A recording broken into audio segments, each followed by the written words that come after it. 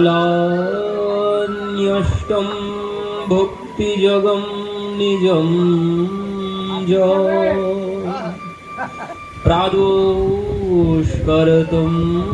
श्रीकृष्ण चैतन्य नामा आविर्भूतस्य पादारविन्दे गाढं गाढं लियतं चित्तभृङ्ग्य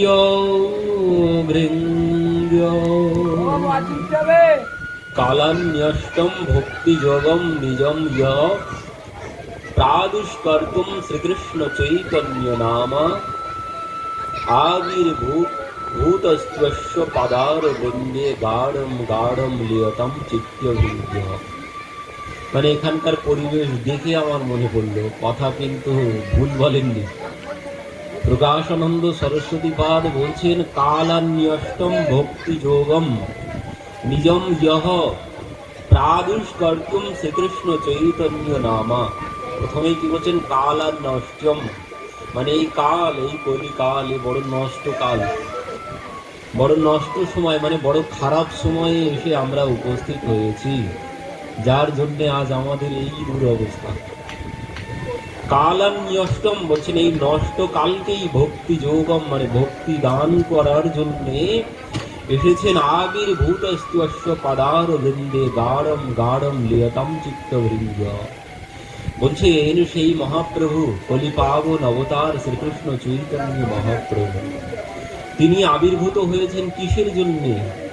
এই নষ্ট সময়কে, এই যে দূর সময় অদ্বৈত প্রভু যখন এসেছিলেন এখান থেকে 600 বৎসর আগে, অদ্বৈত প্রভু এসে দর্শন করছেন যে অদ্বৈত প্রভু বলছেন কলি জীবের অবস্থা কেমন। কলি জীবের অবস্থা বলছেন বিষয়ে সকল মত্য নাই কৃষ্ণ নাম তত্ত্ব ভক্তি শূন্য হইল অবনী। বলছেন এখানে কোনো ভক্তি বলে কোনো কিছু নেই, সবার কি অবস্থা? বিষয়ে সকল মত্য নাই কৃষ্ণ নাম তত্ত্ব।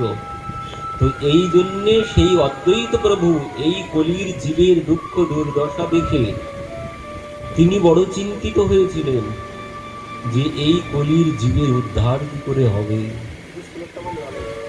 এই কলির জীবের উদ্ধার কি করে হবে। এই কলির জীবের মন কোন দিকে? বলছেন বিষয়ে সকল মত্য নাই কৃষ্ণ নাম তত্ত্ব ভক্তি শূন্য হইল বলে। এই পৃথিবী ভক্তি শূন্য, সবাই বিষয়ে মত্ত। কোন বিষয়ে? রূপ রস গন্ধ শব্দ স্পর্শ, মানে সংসারী, সবাই সংসারেই মত্ত। ভক্তি বলে এখানে কোনো কিছু নেই। তো সেই অবস্থা দেখে অদ্বৈত প্রভু তার প্রাণ কাঁদতে শুরু করেছে।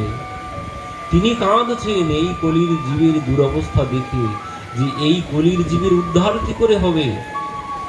তো এই জন্যে সেই অদ্বৈত প্রভু তিনি চিন্তিতগ্রস্ত, মানে চিন্তাগ্রস্ত হয়েছেন। তিনি মনে মনে ভাবছেন মোর প্রভু আসি যদি করে অবতার, তাহা হইলে হয় এ সকল জীবের উদ্ধার।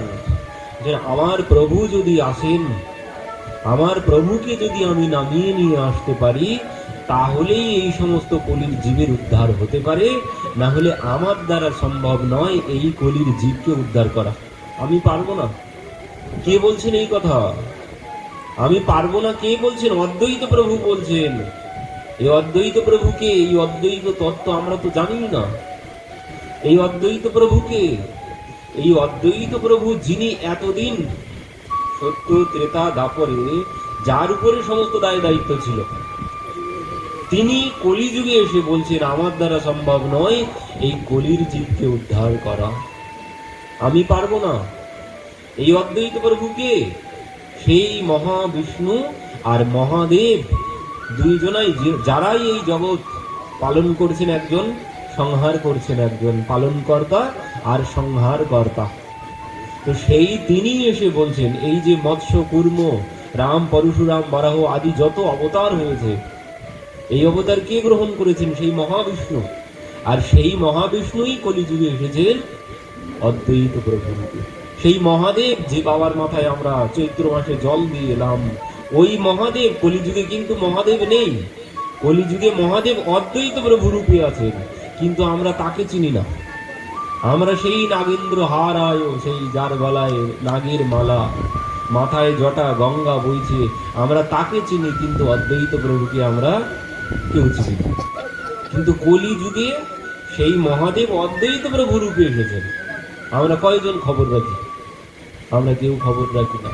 তো সেই অদ্বৈত প্রভু বলছেন যে এই কলির জীবের যে অবস্থা, এদের আমার দ্বারা সম্ভব নয়। কারণ ইনি কিন্তু এতদিন সত্য ত্রেতা দাপরে ইনি সব, এনার হাতেই সমস্ত দায় দায়িত্ব ছিল। সেই তিনি বলছেন যে আমি পারবো না এই কলির জীবকে উদ্ধার করতে। কারণ এই কলির জীবের যে অবস্থা, কি অবস্থা? প্রকাশানন্দ সরস্বতী পাদ বলছেন কালান্যষ্টম ভক্তি যোগম। এখানে এই কালের প্রভাবে ভক্তি যোগ সম্পূর্ণ রূপে নষ্ট হয়ে গেছে। এখানে ভক্তি শূন্য, পৃথিবী ভক্তি শূন্য, এখানে কোনো ভক্তি বলে কোনো কিছু নেই। তো সেই জন্যেই শ্রীকৃষ্ণ চৈতন্য নামা আবির্ভূত পাদার বৃন্দে বলছেন তিনি আবির্ভূত হয়েছেন। আর এই কালের প্রভাব থেকে যদি উদ্ধার পেতে চাই, এই কলির প্রভাব থেকে যদি উদ্ধার পেতে চাই, গাঢ়ম গাঢ়ম লিয়তম চিত্ত বৃন্দ বলছেন গভীর ভাবে মনটা তার চরণে দিতে হবে। যে জন গৌরাঙ্গ করে সার, সেই জন বড় চতুর। বললেন সেই গৌরাঙ্গ চরণে গভীর ভাবে, বলছেন গাঢ়ম গাঢ় মানে গাঢ় ভাবে, গভীর ভাবে যদি মনটা দিতে পারি, সেই কলি পাবন অবতার চৈতন্য মহাপ্রভু তার চরণে যদি আমরা মনটা বাঁধতে পারি, তাহলেই এই কলির প্রভাব থেকে আমরা মুক্ত হতে পারব। আর না হলে কোনো দিন সম্ভব নয়। এই কলির প্রভাব থেকে মুক্ত হওয়া কিছুতেই সম্ভব নয়। আমরা কে, আমি কে? সেই পরীক্ষিত মহারাজ নিজে রক্ষা পাননি। এই কলির প্রভাব থেকে পরীক্ষিত মহারাজ নিজে রক্ষা পেতে পারেননি। যাকে স্বয়ং ভগবান মাতৃগর্ভে গিয়ে উদ্ধার করলেন, রক্ষা করলেন অসত্য আমার ব্রহ্মাস্ত্র থেকে, যে মাতৃগর্ভ স্বয়ং ভগবান বলছেন তৃতীয় স্কন্ধে কপিল ভগবান মাতৃগর্ভের বর্ণনা দিচ্ছেন। বলছেন মাতৃগর্ভে 10 মাস 10 দিন জীব যে যন্ত্রণা ভোগ করে, নরকেও ওই যন্ত্রণা নেই, নরকেও এমন কঠিন অবস্থা নেই।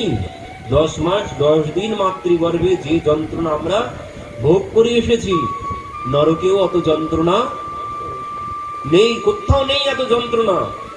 আর সেই যন্ত্রণা সহ্য না করতে পেরে বলছেন মা জীব যখন 7 মাস বয়স হয় মাতৃগর্ভে, তখন তার সমস্ত জ্ঞান হয়ে যায়। আর তখন সে সেই যন্ত্রণা সহ্য না করতে পেরে প্রভুকে হে চক্রপাণি আব জগ বেজহু চক্রপাণি বলছেন হে চক্রপাণি এবার তুমি আমাকে জগতে নিয়ে চলো, আর এখানে আসবো না, এবার গিয়ে তোমার নাম করব, যাতে আর এখানে না আসতে হয়। এই যন্ত্রণা আর সহ্য করতে পাচ্ছি না। কি হয় বলছেন কি, সেখানে যখন 7 মাস বয়স হয়, আমরা গত 100 জন্মের কথা, গত 100 জন্মের কথা সব মনে পড়ে যায়, সব দেখতে পাই সেখানে। এখন কিন্তু মনে নেই আমি গত জন্মে কে ছিলাম, কোথায় জন্মগ্রহণ করেছিলাম, এখন মনে আছে? এখন মনে নেই। কেন মনে নেই? তখন মনে ছিল, তখন মনে ছিল। আর এই জন্যেই ব্যাসদেব 12 বৎসর মায়ের গর্ভে বসেছিলেন। কেন? তিনি বুঝতে পেরেছিলেন যে আমার আজ যে অবস্থা, এখান থেকে যদি আমি ভূমিষ্ঠ হই, এই যে এখন যা স্মরণে আছে, গত 100 জন্ম সব স্মরণে আছে, কিন্তু এখান থেকে যেই বাইরে যাব, আর এই কথা আমার আর মনে থাকবে না। এই জন্যে 12 বৎসর বসেছিলেন, এই জন্য তিনি ভূমিষ্ঠ হচ্ছিলেন না। যখন ব্যাসদেবজি বললেন সুখদেবজিকে, সুখদেবজি 12 বৎসর বসে আছেন মায়ের গর্ভে, ব্যাসদেবজি বলছেন বাবা তুমি ভূমিষ্ঠ হও, না হলে তোমার মা কষ্ট পাচ্ছে। তো সুখদেবজি সেই গর্ভ থেকেই উত্তর দিচ্ছেন পিতা আমি বনিতে, আমি পৃথিবীতে যাব না। কেন? বলছেন পিতা আমি গেলেই মায়া আমাকে গ্রাস করবে, আমি গেলেই মায়া আমাকে গ্রাস করবে। তো কি হবে? তুমি কি বাইরে আসবে না? বলছেন পিতা আমি বাইরে যেতে পারি, সেই মায়ার মালিক যিনি, মায়ার যিনি মালিক, তিনি এসে যদি আমাকে কথা দেন তার মায়া আমাকে স্পর্শ করবে না, তিনি যদি এসে আমাকে কথা দেন তাহলেই আমি ভূমিষ্ঠ হব, না হলে ভূমিষ্ঠ হব না। তখন সেই ব্যাসদেবজি কি করলেন, ভগবানকে স্মরণ করলেন, ভগবান এলেন, ভগবান এসে বললেন সুখদেব তুমি আবির্ভূত হও, তুমি আবির্ভূত হও, তোমাকে আমার মায়া স্পর্শ করবে না। আর সেই জন্যেই তিনি এই কথা নিয়ে, এই গ্যারান্টি নিয়ে তারপর ভূমিষ্ঠ হয়েছেন, না হলে তিনি ভূমিষ্ঠ হচ্ছিলেন না। তো এই জন্যে আর আমাদের কিন্তু গত 100 জন্মের কথা সব স্মরণ ছিল যখন মাতৃগর্ভে ছিলাম, কিন্তু যেই ভূমিতে এসেছি সঙ্গে সঙ্গে সব ভুলে গেছি। তুলসীদাসজি বলছেন ভূমি পরত ধাবার পানি জিমি জীবহি মায়ালে পটানি।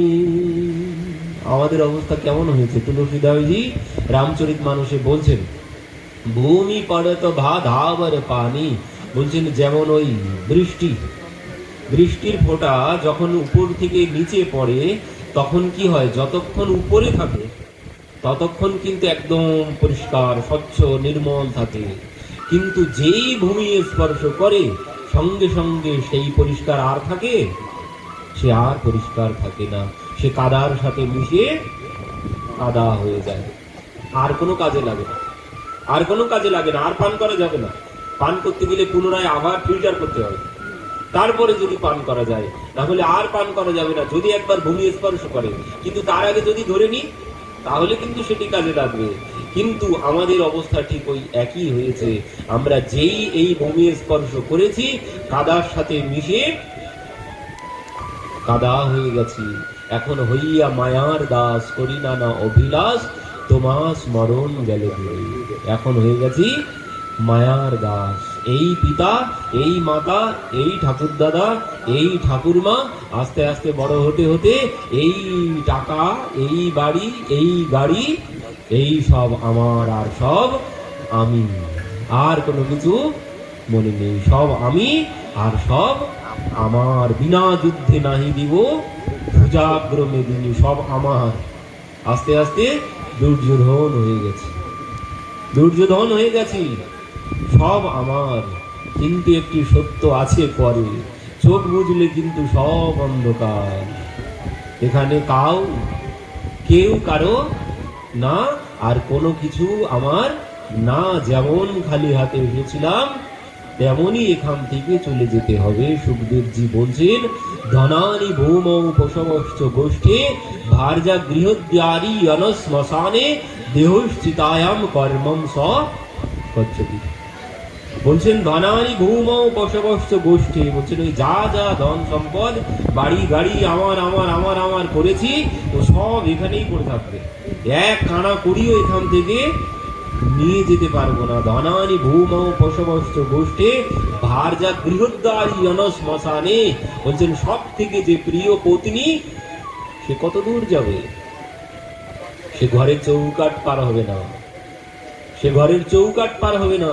আর যত আত্মীয় বন্ধু বান্ধব যাদেরকে আমার আমার করছি তারা কত দূর যাবে, ওই শ্মশান পর্যন্ত যাবে, তারপর আর কেউ তোমার সাথে যাবে না। তারপর বলছেন তারপর যেই শরীর যার প্রতি সব থেকে বেশি মোহ, সেই শরীর, বললেন সেই শরীর কত দূর যাবে, বলছেন সে শরীর ওই চিতা পর্যন্ত যাবে, তারপরে শরীরটাও যাবে না, এই শরীরও তারপর আর যাবে না। তারপর কি যাবে? তারপর এখানে থেকে যা যা কর্ম করেছি সেই কর্ম চলে যাবে। এখানে কেউ दो दिन का जग में मेला सब चला चली का खेला, कोई चला गया कोई जाए, कोई गठरी बांध सिधारे। কি বলছেন? এ দুদিনের মেলা, মেলায় এসেছি, মেলা ভেঙে গেলে সবাইকে এখান থেকে চলে যেতে হবে। এসব আমরা দূরপাল্লার যাত্রী, সব দূরপাল্লার যাত্রী, যাদেরকে আমার করছি। আমার স্টেশন যখন এসে যাবে, আমাকে একাই নেমে যেতে হবে। আর না নামলে টিটি আছে, ঘাড় ধরে নামিয়ে দেবে, আরো ফাইন করবে। যদি না নামি, ঘাড় ধরে নামিয়ে দেবে, আরো ফাইন করবে। আমার সাথে কেউ যাবে না। যদি বলি চল আমার সাথে যাই, এতক্ষণ যে একসাথে বসে এত খাবার দাবার একসাথে খেলাম, এত গল্প করলাম, কেউ তোমার সাথে যাবে না, তোমাকে একাই নেমে যেতে হবে। এই সংসারটা ওই, এই দূরপাল্লার যাত্রী আমরা সবাই। যাদের এখন আমার করছি, স্ত্রী পুত্র বান্ধব যত মরি যাবে শত শত, আপনারই হও সাবধান। যাদেরকে আমার করছি, এরা কেউ আমার সাথে যাবে না, নিজেকে সাবধান হওয়ার কথা বলছেন। এদেরকে পেয়ে ভুলে থাকলে চলবে না। আমি যে কার আর আমার কে, এখানে এসেছি কি জন্যে, ভগবান পাঠিয়েছেন কি জন্যে, এখানে এসেছি কি জন্যে, এই প্রশ্ন ভেবেছেন কোনোদিন? এই মনুষ্য শরীর কি জন্যে পেয়েছি, এখানে জন্মগ্রহণ কেন করেছি? এখানে জন্মগ্রহণ করেছি এই জন্যে। এখানে জন্মগ্রহণের কারণ হচ্ছে এটি যে ভগবান আমাকে এখানে পাঠিয়েছেন, মানে প্রস্তুত করার জন্য, আমাকে প্রস্তুত করার জন্য। এখানে এসে প্রস্তুত হয়ে তার কাছে যাওয়ার জন্য, যেন তিনি আমাকে ব্যবহার করতে পারেন। যেমন মাটি কুমার নিয়ে আসে কি জন্যে? মাটি কুমার নিয়ে আসে কি জন্যে? মাটি কুমার নিয়ে আসে হাঁড়ি কলসি বানিয়ে সেটি মানুষের ব্যবহারের যোগ্য করার জন্য, ব্যবহারের জন্যে। তো সেই হাঁড়ি কলসি না হলে চলবে না, হাঁড়ি কলসি না হলে দিন চলবে। তো ঠিক তেমন মাটি দিয়ে কাজ চলবে না, মাটি দিয়ে কাজ চলবে।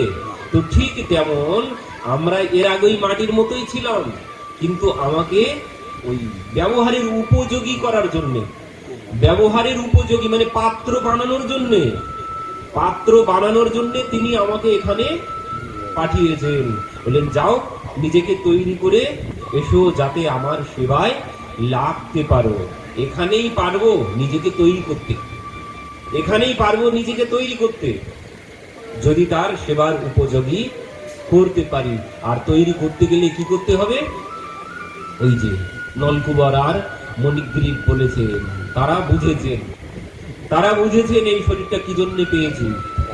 নলকুবর মণিগ্রীব বলছেন, প্রভু বাণী গুণানুকথনে শ্রবণ কথায়াম হস্তৌ চ কর্ম সুমনস্ত্যপপাদয়োর্নঃ স্মৃত্বা শিরস্ত্যপনিবাসো জগৎ প্রণামে দৃষ্টি শতম চ দর্শনে ভবত্যনুনাম।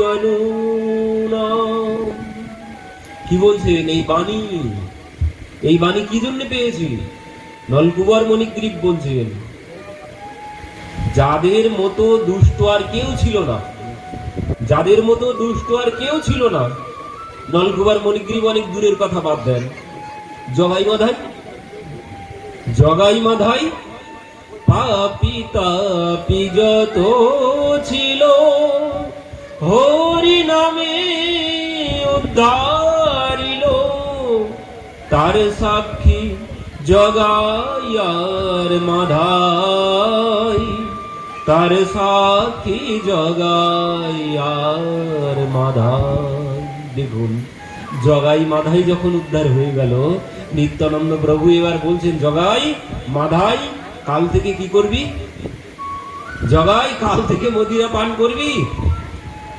তো সেই জগাই মাধাই কি বলছেন? নিত্যানন্দ প্রভুর চরণে পড়ে বলছেন, আর না রে বাপ, আর না রে বাপ, যা করেছি আর করবো না। জগাই মাধাইয়ের মতো দুষ্ট। তো বলছেন এবার কি করবি? বলছেন এবার बोल हरि हरि हरि बोल, केशव माधव गोविंद बोल, बोल हरि हरि हरि बोल, केशव माधव गोविंद बोल। ওই যে নিত্যানন্দ প্রভু মহাপ্রভু বলছেন নিত্যানন্দ প্রভুকে, যাও নিতাই প্রতি ঘরে ঘরে যাবে, কলির জীবের দ্বারে দ্বারে যাবে, প্রতি ঘরে ঘরে যাইয়া করো এই ভিক্ষা, কৃষ্ণ বলো কৃষ্ণ কহ, করো কৃষ্ণ শিক্ষা। নিত্যানন্দ প্রভুকে মহাপ্রভু বললেন যে কলির জীবের দ্বারে দ্বারে যাও, গিয়ে সবার গিয়ে গিয়ে ভিক্ষা করো। ভিক্ষা করো কি? নিত্যানন্দ প্রভু যখন ভিক্ষা মানে সবার বাড়ি বাড়িতে যাচ্ছে, গিয়ে বলছেন মা ভিক্ষা দাও, তো সবাই চাল ডাল ভিক্ষা দিতে যাচ্ছে।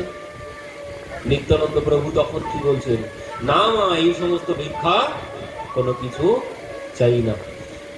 मैया तेरे पाओ पड़ू एक बार, हरि बोल हरि बोल हरि बोल हरि बोल हरि बोल। मैया तेरे पाओ पड़ू एक बार, हरि बोल भैया तेरे पाओ पड़ू एक बार, हरि बोल हरि बोल हरि बोल हरि हरि हरि बोल। मैया तेरे पाओ पड़ू एक बार, हरि बोल।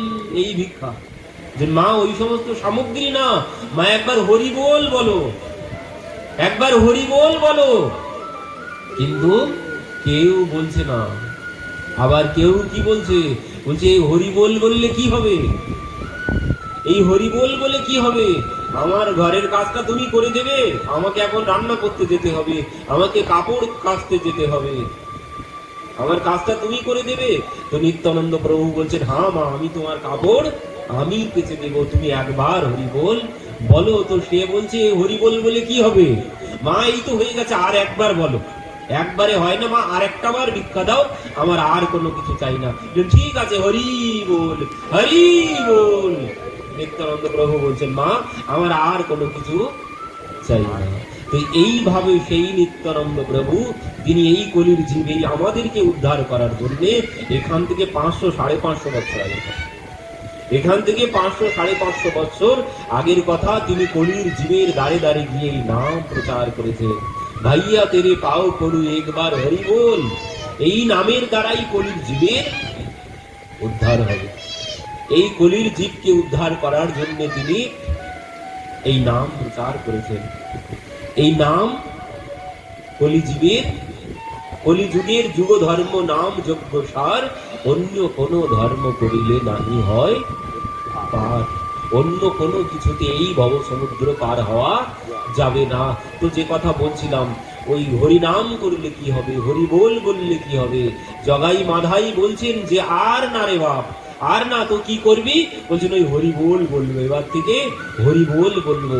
তো সেই জগাই মাধাইয়ের মতো পাপী তারা এখন কি করে, নিশিকালে গঙ্গা স্নান করিয়া নির্জনে 2 লক্ষ কৃষ্ণ নাম লন প্রতিদিনে।